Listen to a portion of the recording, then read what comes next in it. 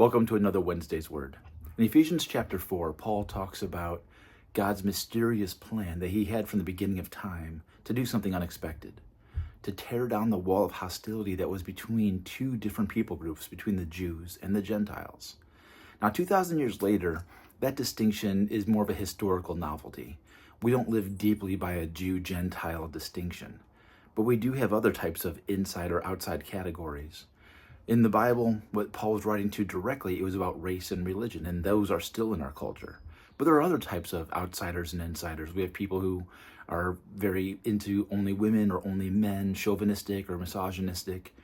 We have those who are very outsider, insider around politics. If you're on my political party, you're okay. If you're not on my political party, or if you're a part of my political party in name only, we have all these categories that we try to pin on other people so that we can identify them, objectify them, and be distant from them.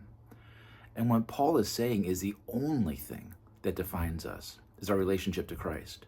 He uses the analogy of the temple, how there was a wall that kept out the Gentiles. There was inner courts, and if you went up one set of stairs, there was a wall, and outside was the court of the Gentiles, and inside was the court of the Jews.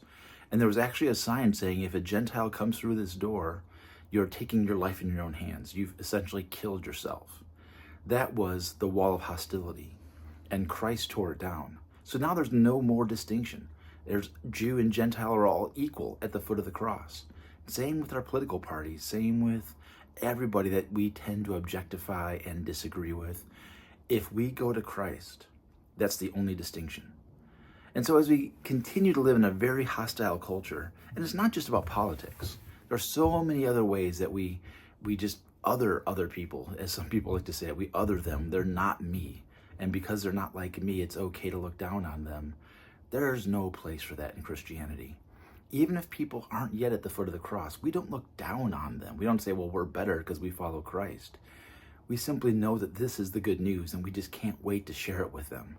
See, all those other things aren't going to bring you joy, but let me show you where real joy comes from. That's all I got for this week. God bless.